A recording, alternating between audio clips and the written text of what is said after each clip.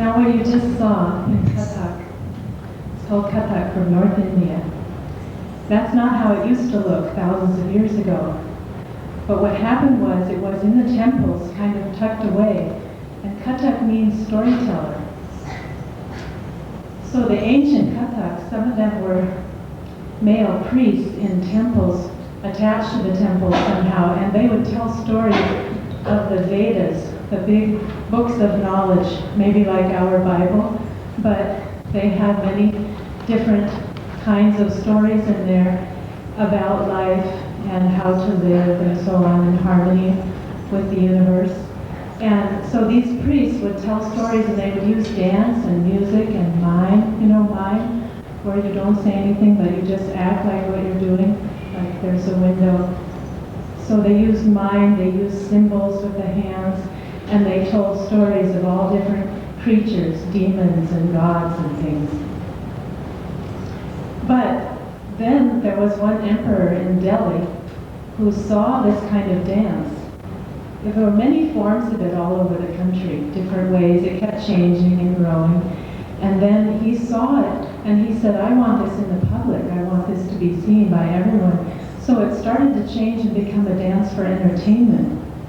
And then when the Persian kings came and they took over northern India, they had these rich, rich kingdoms, and they supported the artists.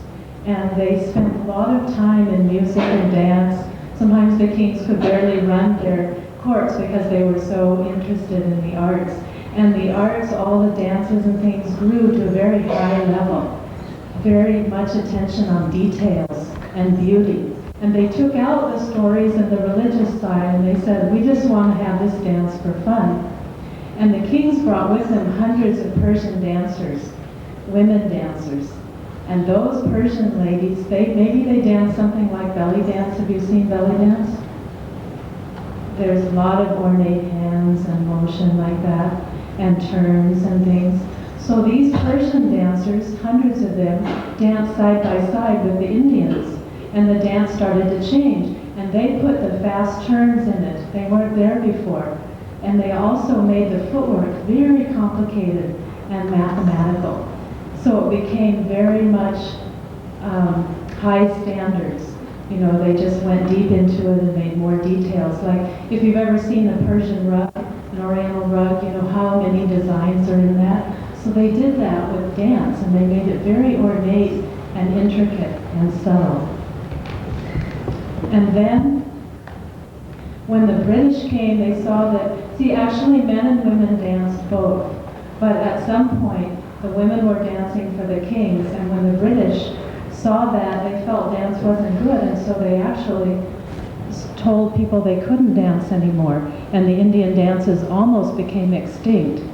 But the same thing that threatened its existence also made it popular again, and that was foreign influence and appreciation. And I'll talk about that in a little bit. One thing you might have seen, and these dancers were also poets and writers and singers, and they used to learn to recite the songs as well that go with the dances.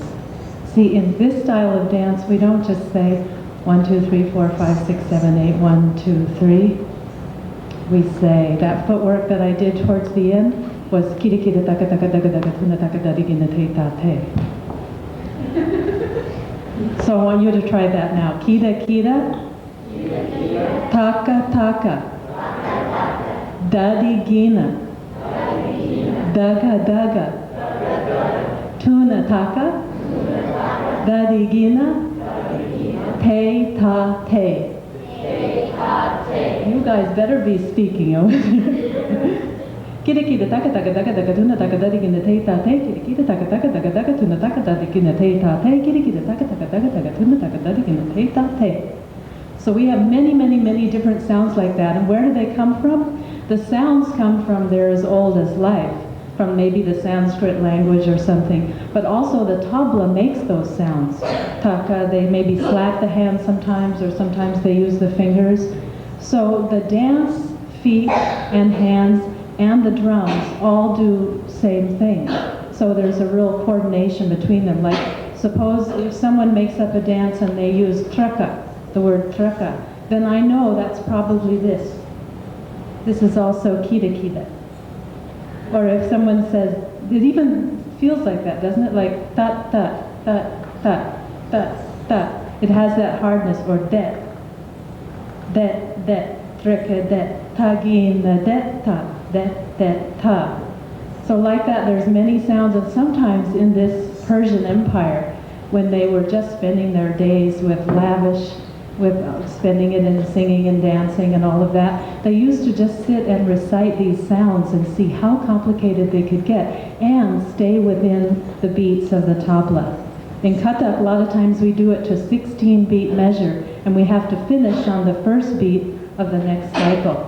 And that number 1 is called the sum, and the sum is like a finish. It's the beginning and the end at the same time. Okay, so I'm going to put on one piece of music and show you how. See, sometimes the teacher recites it, sometimes you dance and you just know the sounds in your head, and it helps you remember what you're supposed to do in the dance forms. All these different forms came during this time. So I'll put on some music and show you how we recite, and then I'll dance it.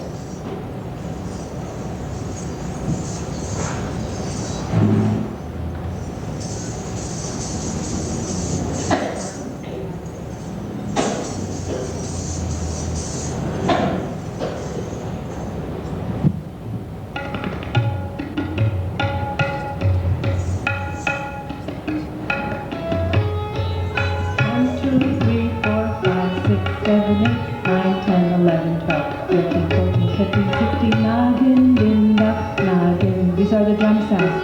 Din da, kita kata, kita kata kata da ta ta tu da, da je din de da, da din ta, bet ta kita ta ta ta tunga ta kita ta ta ta kita ta ta kita kata kata da, kita kata kata da, kita kata kata da kita ta kita ta kata kita ta kita kata kata da, kita kata kata da, kita kata kata da kita ta kita ta kata kita ta kita kata kata da, kita kata kata da, kita kata kata da kita.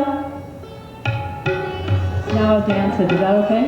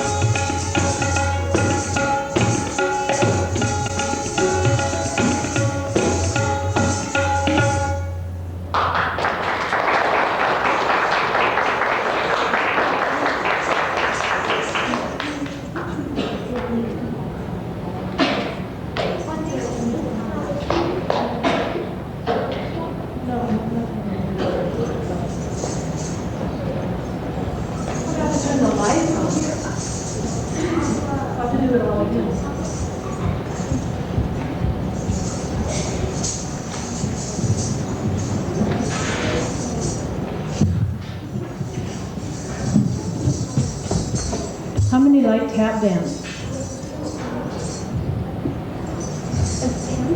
You see the similarity? Only they have shoes on.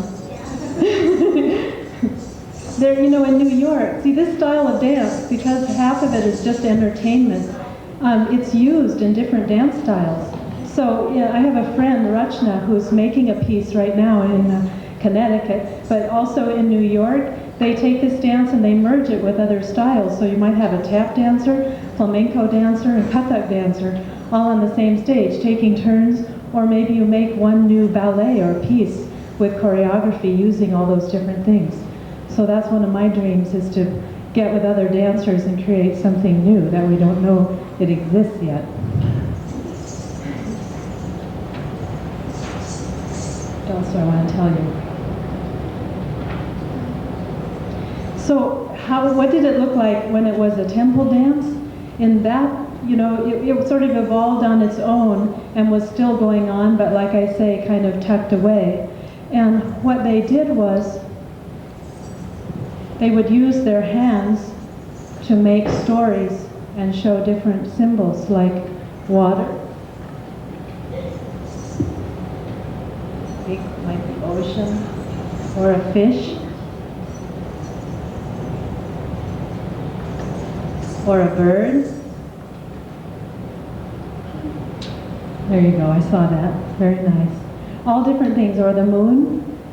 Show the moon, crescent moon.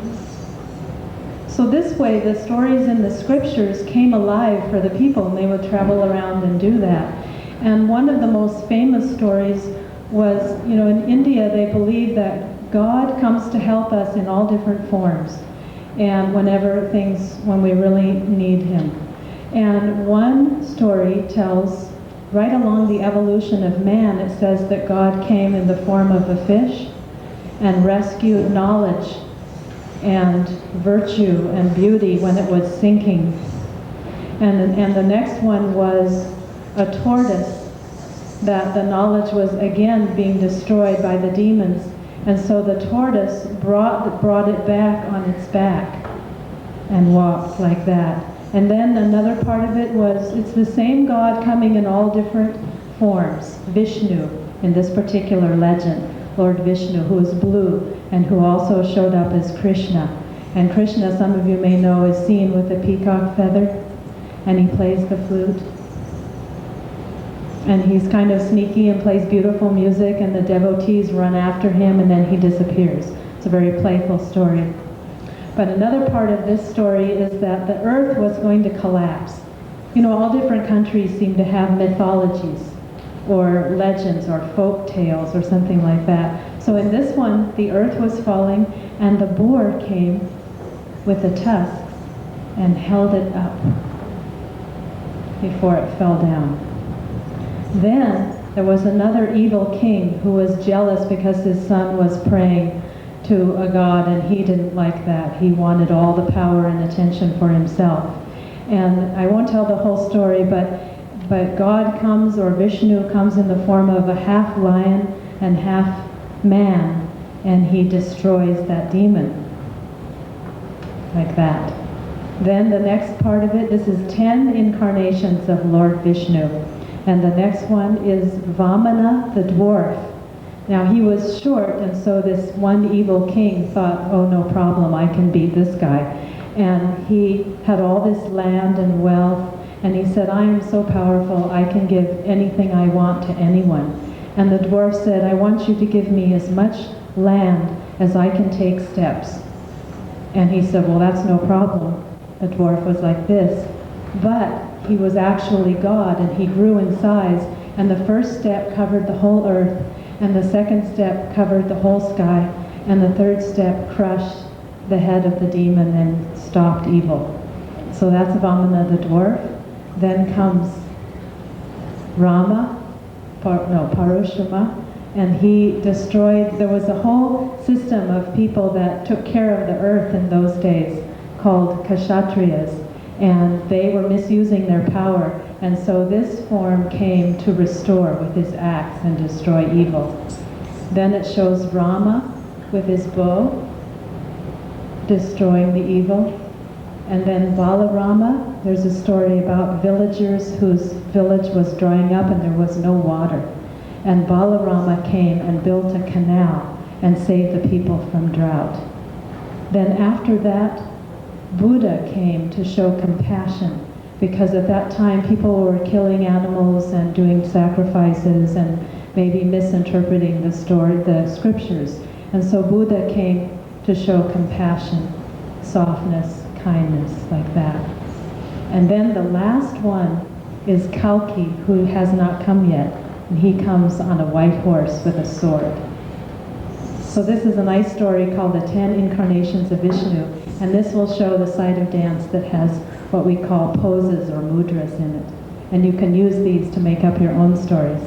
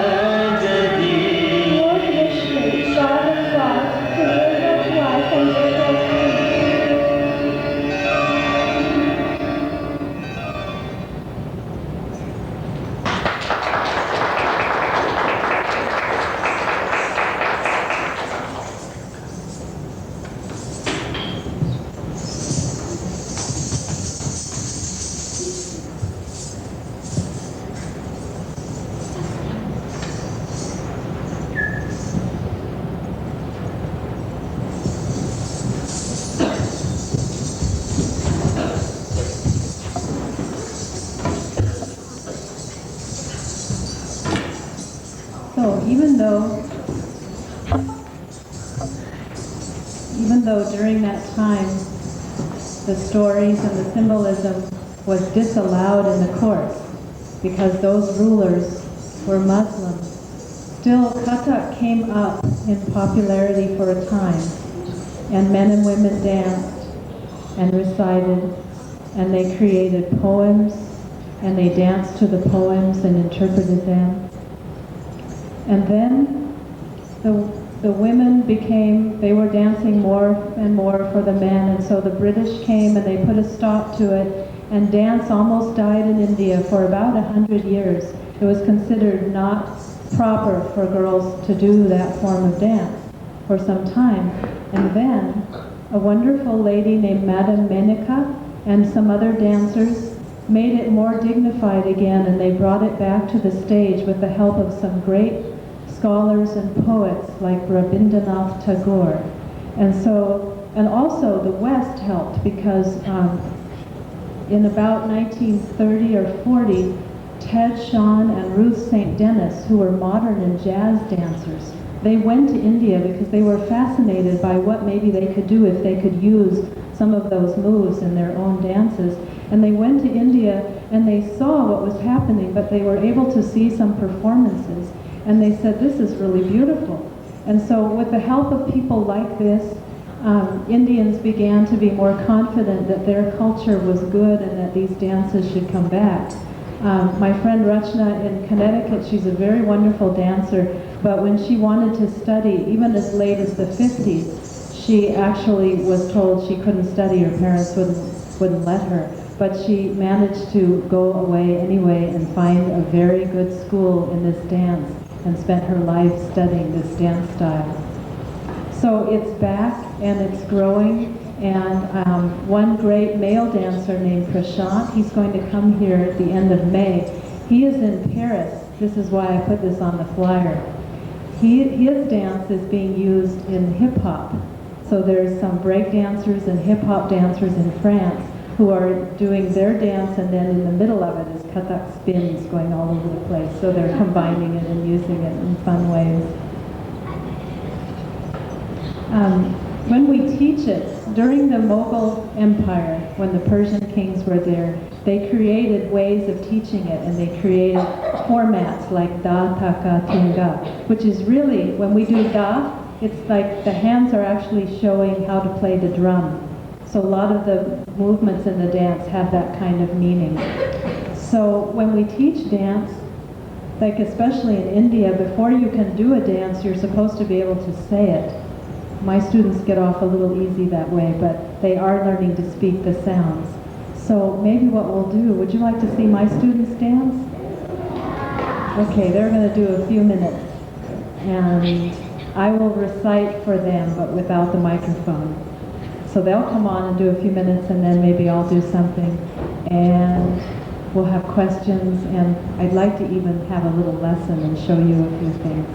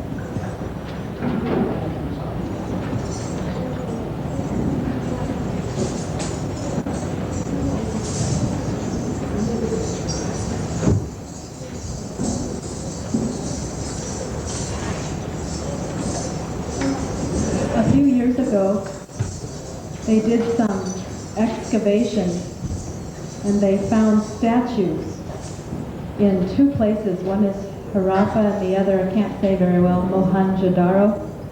And they found these statues and they were of men and women doing poses, some of the classic poses of Kathak.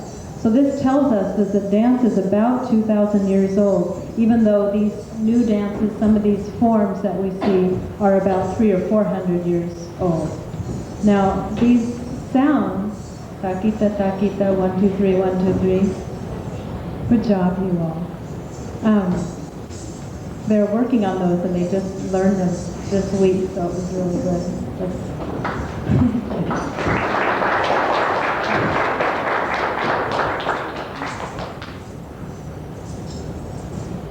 So some of these formats are new, some are more ancient, but you can take these sounds, dim, tadim, tana, nadir, dani, tadana, and you can sing them too. So the next song we're going to do, it's based on North Indian classical music, which has ragas in it, where they tell you which notes you can play, and they create a mood according to the time of day it is. So this one has a particular mood, and the lady is singing de de na and dim tadim, different things. So this is called Bhairavi Tarana, and Vivi and I are going to dance it.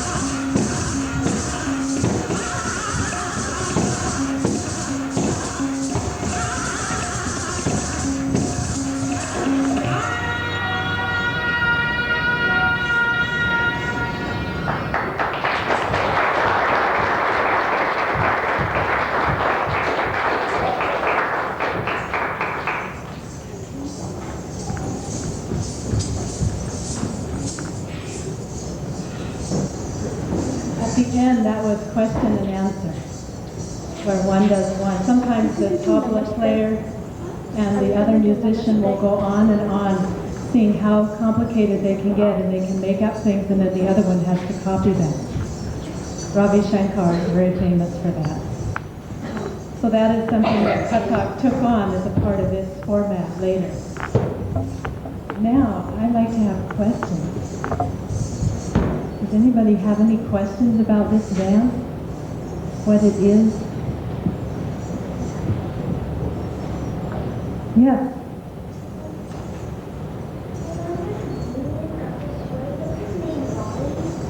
Bali? Yeah. What about him?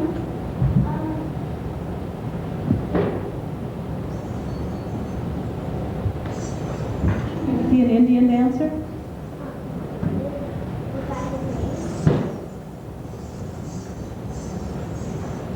Someone who came here?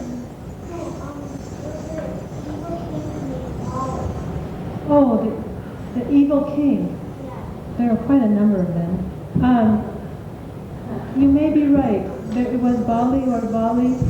There was another one was Prahalad. No, the son was Prahalad, and he was worshiping Krishna, and his father came and found him, and he turned the pillar into fire and said, "Now see if your God will save you."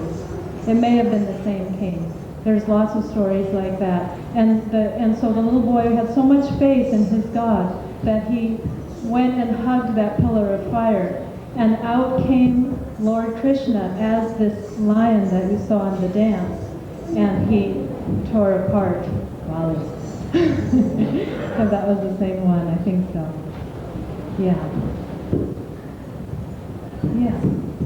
How do you not get dizzy when you're doing those strings? Practice.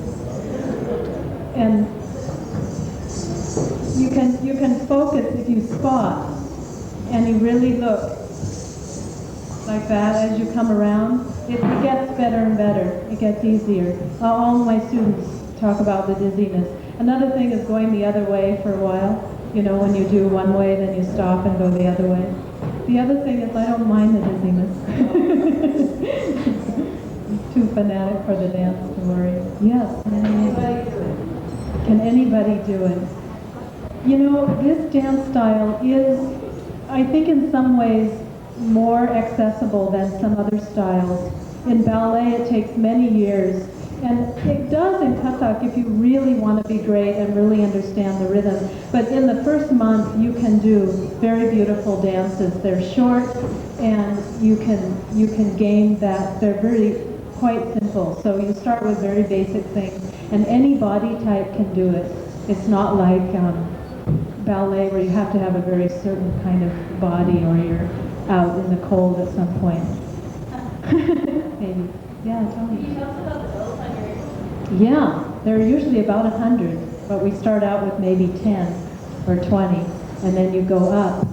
And they are brass bells, and they come in different sizes, and they help the footwork They're a little bit heavy, so when you first start out, you have to not put too many on.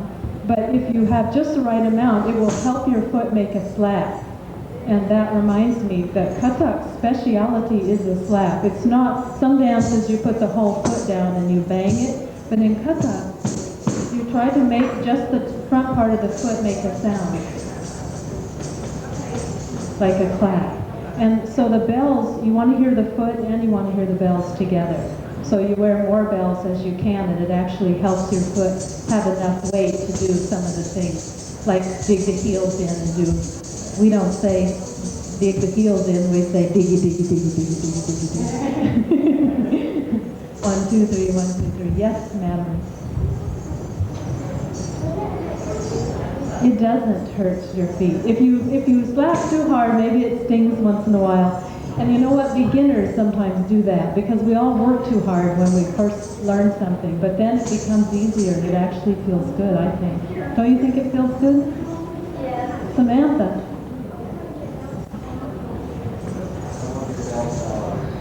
It is?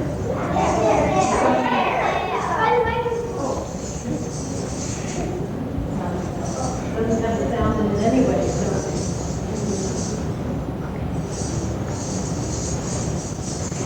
That happens. And you know, there's a dancer, he's still famous today, his name is Birju Maharaj. And his ancestors were responsible for making Kathak very refined and beautiful too. They helped in the courts. They worked for the kings and they helped to make Kathak what it is. And Birju can make one bell sound. The muscles in his feet, he knows every muscle. And so he can actually tap in such a way that only one bell will sound. He can also imitate a train. It's just unbelievable, just very fast and make the sound go up and down, undulating like that. He can, I have to tell you one more thing about him. In Kathak, so many subtleties with the face you can do. Even he can make his eyebrows go up and down independently of one another, which comes in handy when you're showing different expressions. Gayatri. Oh, you weren't asking a question, you were waving. Okay, so it's 4. I can do another dance, or why don't we have a little lesson? Would you like to do something? Good. All right, so everyone, we will push the chairs back a little bit and you can just stand pretty much where you are in a couple of rows. And I'll show you something.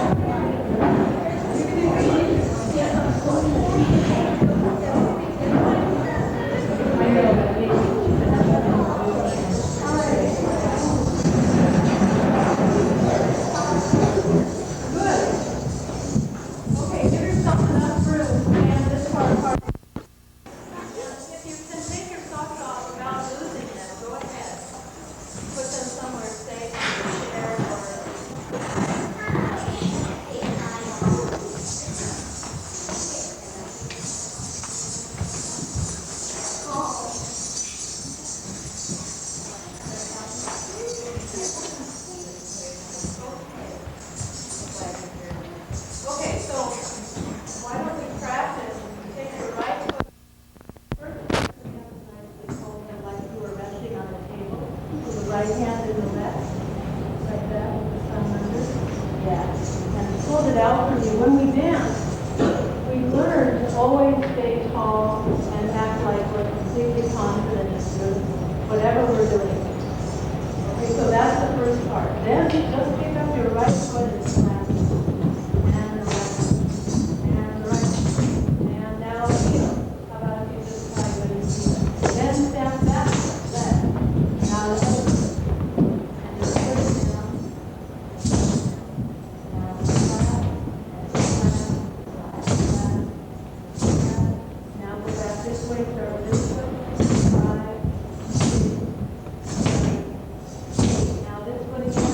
Right.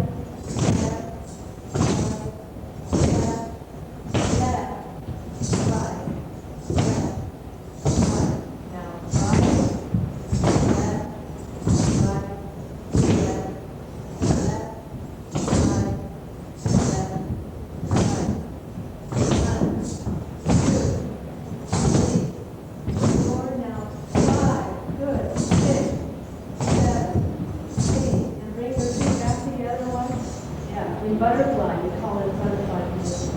And now do slap, now just slap back and forth any old way against the table. See if you can make a sound.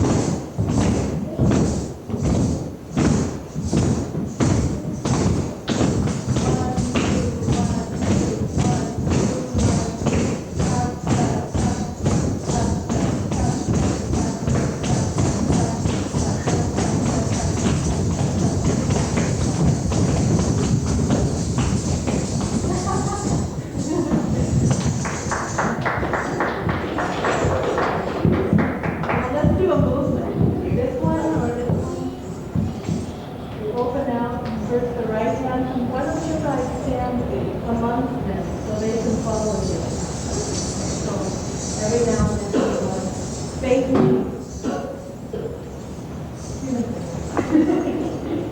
Okay, so now we open up. Give yourself a little room. Now the right hand, just first we bring our palms forward. Up high, 6 inches out. Open the right hand and take it out, so now the palm, of course, is you. Now somebody is pulling like a puppet, pulling your wrist. You're just going to bring this hand, keep this in here, and bring this back. That's the wrist movement. So now open this hand.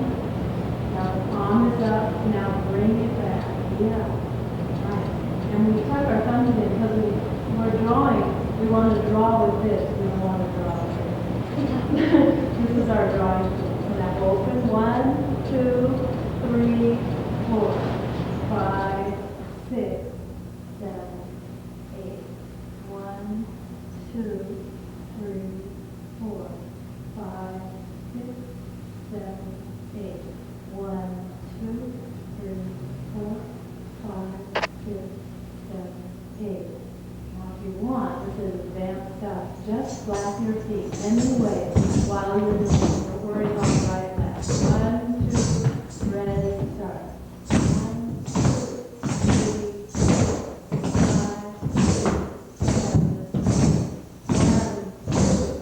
6, 7,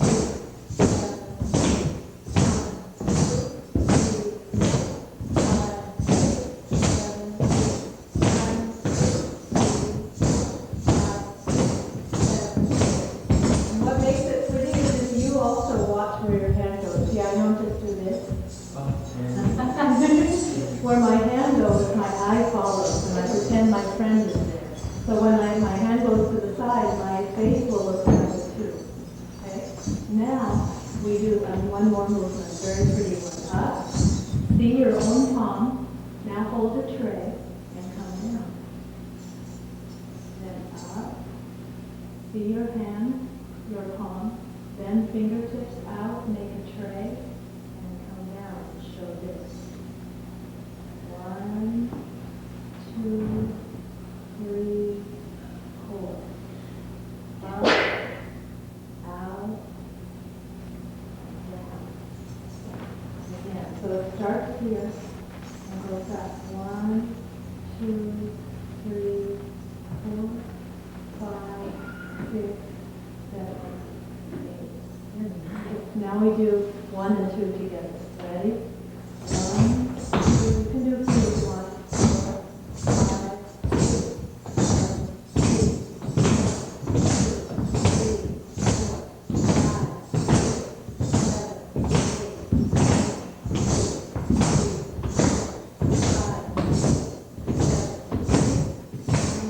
8,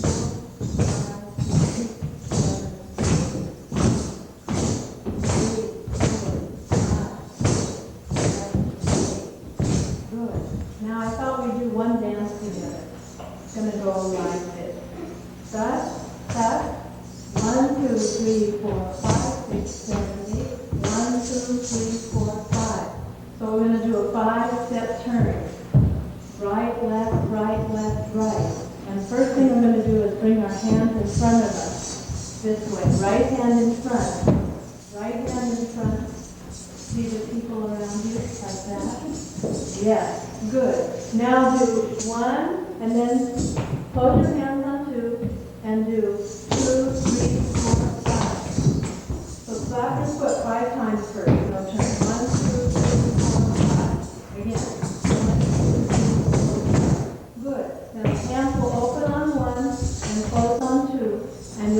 turn these so it'll look like this. Watch me one. 1, 2, 3, 4, 5. Open, close, 3, 4, 5. 1, 2, 3, 4, 5. 2, 3, 4, 5. Yes. 1, 2, 3, 4, 5. You can do this. This through. 1, 2, 3, 4, 5. Okay, now we're ready for dancing. So the first words are KATHAK or 1, 2. It's going to be 1, 2. Okay? Ready? 1, 2. Like walk, walk. Ready? And 1, 2. Then we're going to go with that second movement and just last one. 1, 2, 3, 4, 5, 6, 7, 8. Now 5-step turn. 1, 2, 3, 4, 5. And on the 5, we're going to bring our hand out like ta-da. This is one of those sums I told you where you finish, with some fancy dancing. So it goes 1, 2, 1, 2, 3, 4, 5, 6, 7, 8. 1, 2, ready, start. 1, 2, 1, 2, 3, 4, 5, 6, 7, 8. 1, 2, 3, 4, 5. Wow.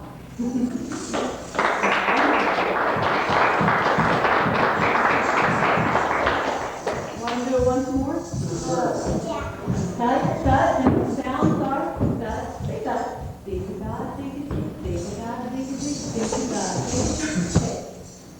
They don't mean anything, they're just fun sounds that go with it that help you remember what to do. 1, 2, ready, start. Cut, cut, dig-a-da, dig-a-dig, dig-a-da, dig-a-dig, dig-a-da, dig-a-dig, dig-a-dig. Again, 1, 2, ready, start. Cut, cut, dig-a-da, dig-a-dig, dig-a-da, dig-a-dig, dig-a-da, dig-a-dig, dig. Yay.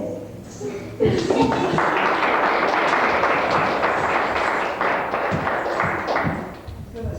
Let's say it once. Cut, cut, cut, dig-a-da, dig-a-dig, dig-a-da, dig-a-dig, dig-a-da, dig-a-dig, dig-a-da, dig-a-dig, dig-a-da, dig-a-dig, take.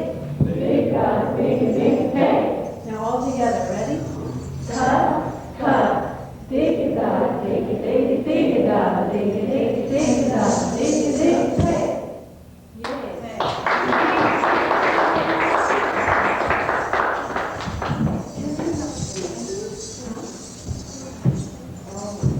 You know, when we do this, Gayatri wants to do all together how we thank the earth, because when we slap on the earth, we're going to, and beat her up a little. So we thank her in advance, and then when we finish. So if you want, we'll do that all together. We ask the blessings of the sky and the whole thing. So let's do that. We start like this. Yeah, you do it, and then I'll say 2 steps. Then we open our hands and go back 2 steps. 1, 2. Then go up towards the sky this way. Now come all the way down to the earth, down to the heaven. Now come up into prayer again.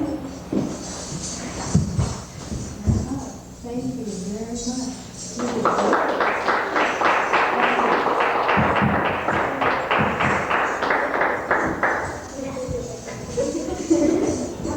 Thank you so much for coming. I want to know everybody's name. I want to know you. If anyone wants to take a flyer home about classes, they're on the table. Valerie will hand them out. Or you can even give me your phone number if you want to sign up and think about it later. Thank you very much, everyone. And the church leaders and parents.